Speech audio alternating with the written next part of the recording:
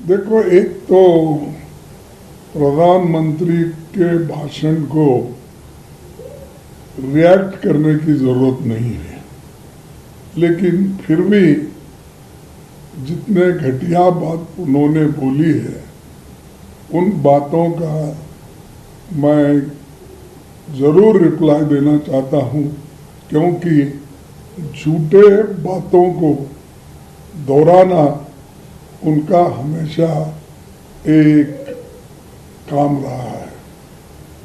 मैं आपसे कहना चाहता हूँ कि पार्लियामेंट के उनके 97 मिनट्स के भाषण में वो कोई ऐसा बात नहीं कही, और हम लोगों ने जो घंटों से बात करके उनको ये जो राष्ट्रपति के अभिभाषण पर वो जो विचार थे वो रखे उनके सामने, एक रिप्लाई भी उन्होंने नहीं दिया। सिर्फ 100 साल का, 75 साल का, 50 साल का बात करते रहे। और जब देश के रक्षा की बात जब हम करते हैं, और ये जनरल नरवणे का बुक जो पब्लिश हुआ है, जो हमारे हाथ में मिला, वो आपको कैसा नहीं मिलता? और आप पार्लियामेंट में बोल रहे हैं कि वो किताब नहीं पब्लिश नहीं हुआ। डिफेंस मिनिस्टर बोल रहे हैं, अरे आपके पीछे, आपके तले वो है किताब, आप उसको डिनाई करें, ये तो प्रिविलेज होता है। शाह भी वही बोले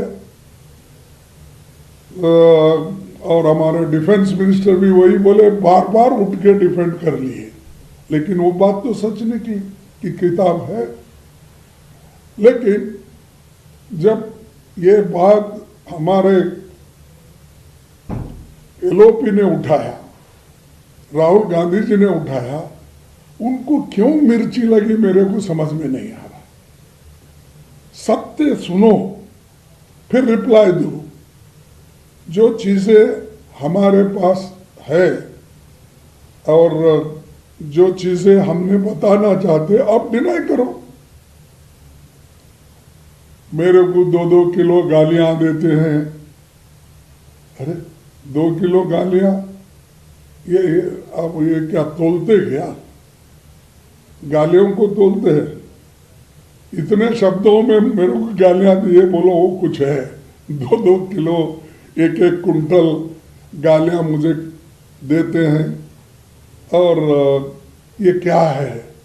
इतना निराशा की बात कर रहे हैं कि उनमें हमारे जो मुद्दे हमने उठाए थे लोकसभा और राज्यसभा में, उसका रिप्लाई देने के पास उनमें कोई शक्ति नहीं थी, और उनके पास कोई तथ्य भी नहीं थे जो उसको एक है।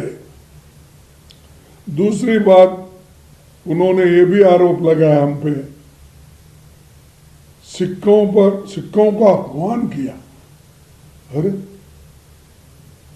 वो बात बाहर कुछ फ्रेंडशिप में बात किए, लेकिन इन्होंने सिक्कों का अपमान किया। अरे हमने तो सिक्कों का आदर करते हैं। वो एक खास करके वो इतना बड़ा रिलीजन है जिसके लिए डॉक्टर अंबेडकर खुद ये चाहते थे कि सिख धर्म एक बहुत बड़ा धर्म है, इसको अपनाने के लिए उन्होंने खुद पहले दिल में लाया था। ऐसे धर्म को इन्होंने किसी एक घटना को जोड़कर सिखों का अपमान हो। अरे डॉक्टर मनमोहन सिंह जी को हमने फाइनेंस मिनिस्टर बनाया,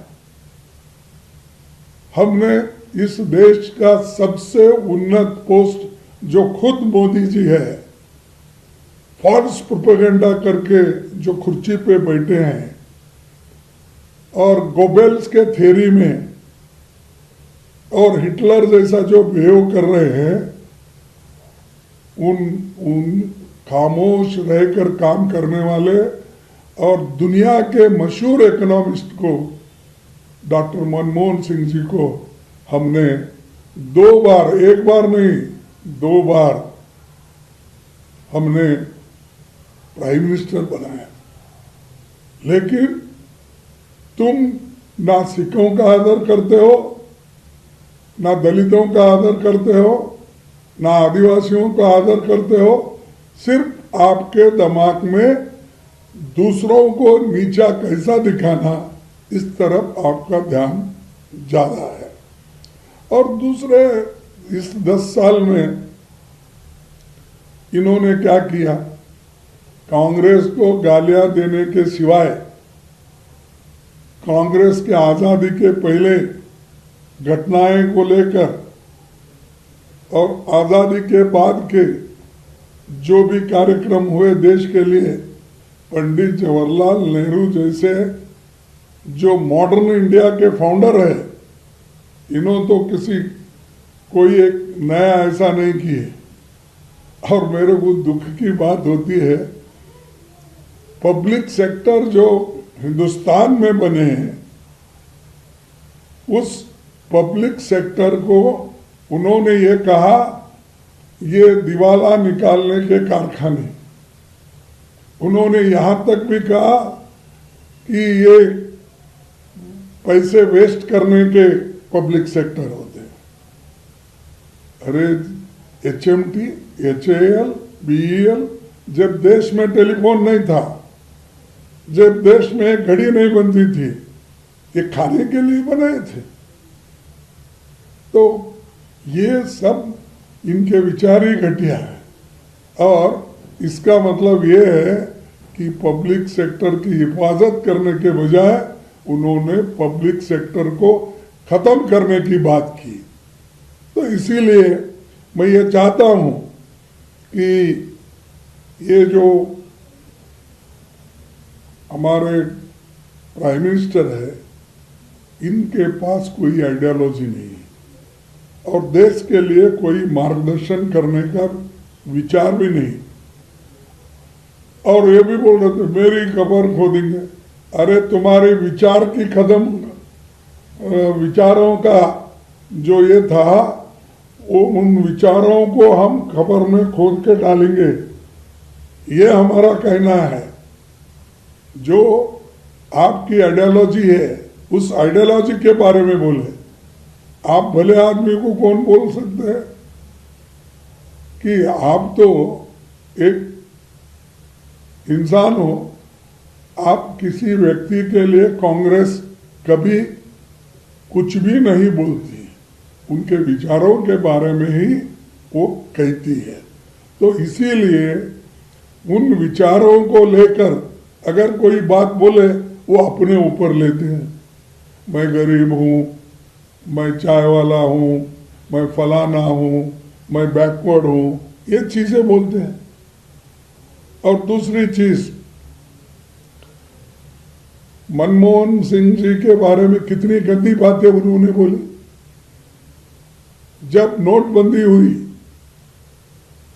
जब एक अपना खास करके करप्शन के इश्यूज आए और दूसरे कई चीजें इन्होंने झूठ बोली थी, उनके बारे में वो हम जब सवाल उठाए तो मनमोहन सिंह जी को उन्होंने किस तरह से कहा कि ये रेनकोट डालकर नहाते हैं। अरे अपमान तो सिखों का तुम कर रहे हैं, मैं इसको कंडम करता हूं। और ऊपर से बोल रहे हैं, उनको गद्दार कहा, ये कहा, ऐसी बातें कहकर जो कह रहे हैं, ये मोदी जी की मानसिकता दर्शाती है कि उनका कुछ मनोबल टूटा है और जरा मानसिकता से कमजोर हो गए। ये मेरा मैं स्पष्ट उससे जानता हूँ और वो उनकी जो रौनक थी वो कम हो गई, उनका 56 इंच छाती का बोलना वो भी कम हो गया। मैं अकेला भारी सबको, ऐसी अहंकार की बात करने वाला इंसान अगर देश के लिए, पार्लियामेंट के लिए आज एक गंदी बातें बोलता है तो ये देश के लिए अच्छा भी नहीं, उनके लिए भी शोभा नहीं देता। उनको एक डर है, जब राहुल जी उठते हैं तो क्या सवाल उठाएंगे, क्या बोलेंगे, कहां से क्या लाएंगे, ये डर उनमें है। इसीलिए मोदी जी सदन में बैठते ही नहीं। और इनका इंटेलिजेंस कुछ कहा, इसीलिए तुम प्राइम मिनिस्टर को वहां रिप्लाई देने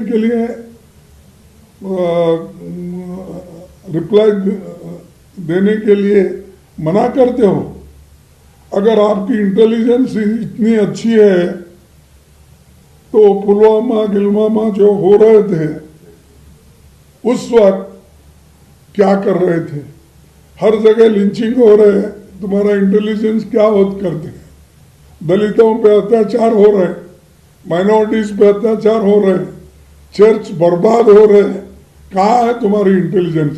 देश में इंटरनल सिक्योरिटी को मजबूत करने के बजाय तुम्हारी इंटेलिजेंस वहां काम नहीं आती।